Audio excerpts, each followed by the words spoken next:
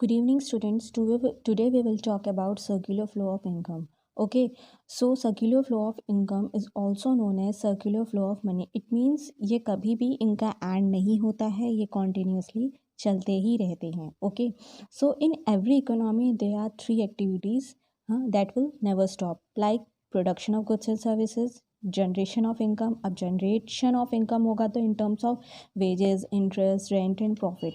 Next is expenditure. Expenditure में आ जाएगा हमारा consumption expenditure and investment expenditure. So बच्चों ये समझो कि कंजप्शन एक्सपेंडिचर क्या होता है. When a consumer expense in goods and services, ठीक है, या वो खरीद रहा है, खर्चा कर रहा है उस पर, तो वो कंजप्शन एक्सपेंडिचर हो गया. And when a producer expense in goods and services then it will be known as investment expenditure. Okay, so इसका हम फिगर देख लेते हैं. यहाँ पे they are three phases of circular flow और ये फिगर आपको ड्रॉ करना ही है. Okay, so production of goods and services, generation और डिस्ट्रीब्यूशन ऑफ इनकम, ठीक है. देन ये यहाँ से होता जा रहा है डिस्पोजिशन और एक्सपेंडिचर ऑफ इनकम. अब ये काम कैसे करता है हम ये समझेंगे, ठीक है. सबसे पहले है production of goods and services. तो production of goods and services का मतलब यहाँ पे ये है कि जब एक प्रोड्यूसर क्या करेगा, सपोज़ करो उसने एक वुड ली, ठीक है, एक लकड़ी ली उसने 5000 रुपीज़ की, और उसने उन लकड़ियों को, उन वुड को कन्वर्ट कर दिया चेयर्स में. मतलब उसने वैल्यू ऐड करके उसमें उसने क्या बना दी, चेयर बना दी. और चेयर बनाने के बाद उसने वो चेयर की जो कॉस्ट है वो कितनी रखी, 10,000 रखी. ओके, तो उसने यहाँ पे कितनी वैल्यू ऐड करी, उसने वैल्यू ऐड यहाँ पे करी है हमारी 5000. समझ रहे हो. तो प्रोड्यूसर ने यहाँ पे, प्रोड्यूसर का काम यहाँ पे क्या हुआ कि उसने वैल्यू ऐड करी, ठीक है. तो यही उसका काम है, उसने वैल्यू ऐड करी. और यही इसी प्रोसेस को हम क्या बोलेंगे बच्चों, इस प्रोसेस को हम बोलेंगे प्रोडक्शन. ओके, जब हम रॉ मटेरियल को परचेज करके उसमें कुछ वैल्यू ऐड कर देते हैं और उसकी ऑब्वियस सी बात है वैल्यू ऐड करेंगे तो उस वैल्यू का प्राइस भी होगा, ठीक है. उसने वुड 5000 की ली थी, नाउ अब चेयर वो कितने की दे रहा है, 10,000. आफ्टर वैल्यू एडेड उसने चेयर बना दी, वो 10,000 की दे रहा है. तो it is known as production. So अब ये जो फेज़ है प्रोडक्शन का, ये क्या सर्कुलर फ्लो में वो क्या कह रहे हैं, means the process of value addition by the producing sector. मतलब प्रोड्यूसिंग सेक्टर ने क्या किया है, वैल्यू ऐड करी है. तो ये उसी का प्रोसेस हो गया हमारा. इतना क्लियर है बच्चों. अब देखो इसमें ये भी हम ऐड ऑन कर सकते हैं कि जो प्रोड्यूसिंग सेक्टर है वो क्या कर रहा है, वो परचेज कर रहा है फैक्टर ऑफ प्रोडक्शन, है ना. हाउस होल्ड से वो क्या करेगा, प्रोड्यूसर सेक्टर हमेशा हाउस होल्ड से क्या करेगा, परचेज करेगा factors of production like land, labour, capital and entrepreneur. तो जब वो परचेज करेगा या हायर करेगा, उनके बदले में वो उनको क्या देगा, पेमेंट देगा ना, पेमेंट देगा. तो जब वो पेमेंट देगा तो लैंड की पेमेंट किस उसमें जाएगी, रेंट के थ्रू. कैपिटल की पेमेंट किस उससे जाएगी, इंटरेस्ट के थ्रू.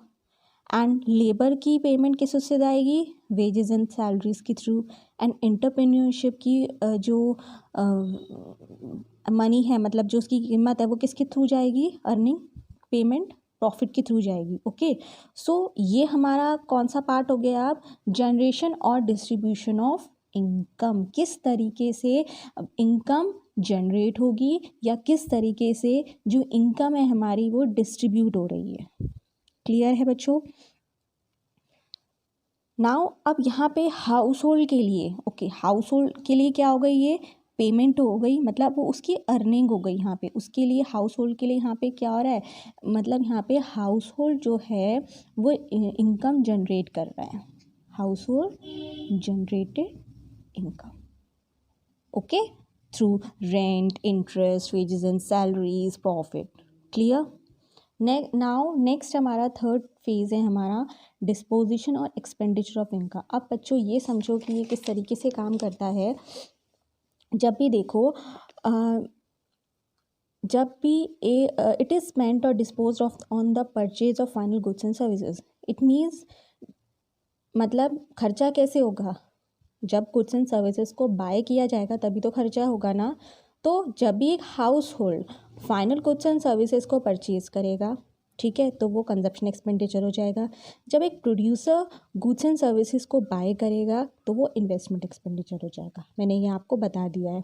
तो ये जो फेज़ 3 है हमारा डिस्पोजन एक्सपेंडिचर का, ये हमारा क्या है, मतलब ये कॉन्सिक्वेंस है पहले तो फेज़ 2 का, मतलब ये आपस में सब एक दूसरे से रिलेटेड हैं। ये फेज़ 3 है, तो फेज़ 3 किससे रिलेटेड है, फेज़ 2 से रिलेटेड है।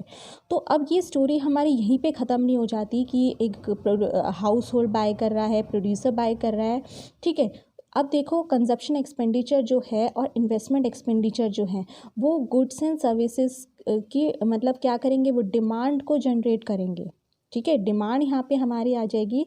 जब डिमांड आ जाएगी तो अगेन से फिर क्या होगा, जब डिमांड हो गई तो प्रोड्यूसर को प्रोडक्शन करना पड़ेगा, प्रोडक्शन करेगा तो इनकम हो जाएगी, ठीक है। इसी तरीके से ये जो हमारा flow of goods and production of goods and services है, flow of production of goods and services, ये नॉन स्टॉप चलता रहेगा, ये चलता ही रहेगा। डिमांड आएगी, उसको प्रोडक्शन करना पड़ेगा तो जनरेशन होगी इनकम जनरेशन होगी तो फिर एक्सपेंडिचर होगा, फिर कोई ना कोई खरीदेगा, एंड देन फिर से ये सिस्टम चलता ही रहेगा, ये कभी ख़त्म नहीं होगा। ओके, इसीलिए इसको हम क्या बोल रहे हैं, it is called as circular flow. Clear? अच्छा, अब आगे आ जाओ। सबसे पहले आपको ये ध्यान रखना है कि circular flow in a 2 sector economy, ठीक है। ये बहुत इंपॉर्टेंट क्वेश्चन है, ये एग्ज़ाम में पूछा जाता है कई बार, तो इसको भी ध्यान से समझना। 2 सेक्टर इकोनॉमी में क्या क्या आएगा, ठीक है। एक प्रोड्यूसर फर्म हो जाएगा हमारा और एक हाउस होल्ड हो जाएगा। तो अब ये काम कैसे करते हैं, देखो बच्चों, जो हमारा प्रोड्यूसर्स ऑफ फर्म है ये क्या कर रहे हैं, ये गुड्स एंड सर्विसेज को सेल कर रहे हैं वैल्यू एडिशन के साथ, मतलब वैल्यू ऐड करके। जैसे वुड उन्होंने 5,000 की ली थी तो 10,000 की उन्होंने 5,000 की वैल्यू ऐड करके टोटल कॉस्ट ऑफ वो कितने की दे रहे हैं, 10,000 की वुड दे रहे हैं। सपोज कर लो यहाँ पे 10 करोड़ है, ओके। तो उसने सेल किया हाउस होल्ड को। अब हाउस होल्ड ने क्या किया, ख़रीदा होगा ना उससे, है ना, तो यानी एक्सपेंडिचर हुआ, यानी उस पर खर्चा किया इस पर, ठीक है। तो यह आ गया expenditure on goods and services. Then उसके बाद देखो, अब जो हमारा प्रोड्यूसर फर्म है वो क्या कर रही है, वो पेमेंट दे रही है रेंट, मतलब इसने क्या किया, इस हाउस होल्ड ने सेल की फैक्टर सर्विसेज और इसने परचेज़ की, है ना। हाउस होल्ड ने प्रोड्यूसर या फर्म को फैक्टर सर्विसेज सेल करी, like land, labour, capital, entrepreneurship, और प्रोड्यूसर ने बदले में क्या किया, उनको खरीदा, है ना, या उसकी पेमेंट करी उसने, जैसे लैंड के बदले में रेंट, वेजेस, इंटरेस्ट, प्रॉफिट, है ना। तो ये मनी फ्लो हो रहा है हमारा यहाँ पे। तो ऑब्वियसली हम ये पूरा हम मॉडल की हम यही बात कर रहे हैं कि ये जो सर्कुलर फ्लो ऑफ मॉडल है 2 सेक्टर इकोनॉमी, ये हमारा चलता ही रहेगा कॉन्टीन्यूसली। जब हमारा प्रोड्यूसर क्या कर रहा है, गुड्स एंड सर्विसेज को सेल कर रहा है वैल्यू एडिशन के बाद, तो हाउस होल्ड उसे परचेज़ करेगा, एक खर्चा हो जाएगा उसका। और जब हाउस होल्ड हमारा सेल करेगा फैक्टर सर्विसेज को, तो प्रोड्यूसर क्या करेगा, उसको फैक्टर पेमेंट देगा उसके बदले में, like through rent, wages, interest and profit. Okay, this is very important model. अब देखो इसके एजम्पशंस क्या है, हम क्या अज्यूम करके चलेंगे, हम ये अज्यूम करके चलेंगे कि यहाँ पे हमेशा 2 सेक्टर रहेंगे हमारे, namely as household and producer, ठीक है। 2 ही सेक्टर्स रहेंगे हमारे यहाँ पे। और हाउस होल्ड जो है वो पूरी अपनी इंटायर इनकम को खर्च कर देगा, so that they are no savings, इसलिए यहाँ पे कोई सेविंग ही नहीं बचेगी हाउस होल्ड की। ओके, नेक्स्ट इज़ जो डोमेस्टिक इकोनॉमी है वो हमारी एक क्लोज्ड इकोनॉमी है, so that there are no export and imports. हम ये मान के चलेंगे कि हमारे इस 2 सेक्टर मॉडल में कोई भी एक्सपोर्ट इम्पोर्ट नहीं होगा, क्योंकि यह डोमेस्टिक इकोनॉमी ही कहलाई जाएगी, ठीक है। और यहाँ पे हमारा डोमेस्टिक इकोनॉमी में गवर्नमेंट का कोई भी रोल नहीं होगा। नेक्स्ट ऑब्जर्वेशंस हम ले लेते हैं कि क्या ऑब्जर्व कर रहे हैं हम यहाँ पे।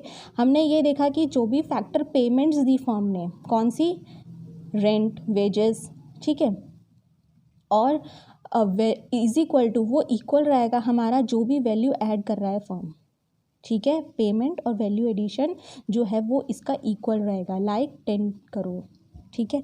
ये देख लेना यहाँ पे, तुम्हें समझ आ रहा है, जो उसने पहले यहाँ पे वैल्यू ऐड करी और जो उसने यहाँ पे फैक्टर पेमेंट कर रहा है। देखो इसकी भी वैल्यू 10 करोड़ है ना, और इसकी भी वैल्यू क्या है हमारी, 10 करोड़ ही है, तो ये इक्वल रहेगी।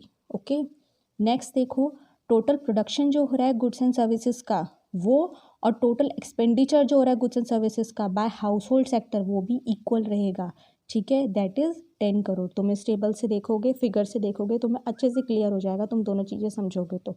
Okay, understood. नाउ अब आपको देखना है वैल्यू एडिशन हमारा इक्वल होगा इनकम जनरेटेड के। इनकम जनरेटेड हमारा इक्वल होगा expenditure on goods and services की, ठीक है।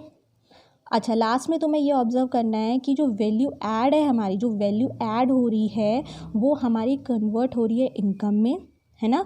वैल्यू ऐड करी उसने 5 करोड़ की, सपोज करो इसमें रॉ मेटेरियल उसने 5 करोड़ का ख़रीदा था, वैल्यू ऐड करके उसने क्या वैल्यू ऐड करी उसने 5 करोड़, तो टोटल इनकम हमारी कितनी हो गई, 10 करोड़ हो गई। तो वो यही कह रहे हैं कि वैल्यू ऐड हमारी कन्वर्ट हो रही है इनकम में, और इनकम जो हमारा कन्वर्ट हो रहा है वो एक्सपेंडिचर में कन्वर्ट हो रहा है, क्योंकि बाद में उसको फिर से खरीदना भी तो पड़ेगा प्रोडक्शन स्टार्ट करने के लिए, है ना। तो वो दोबारा से एक्सपेंडिचर हो रहा है। तो it is this conversion process which keeps the circular flow always in a state of सर्क्युलैरिटी।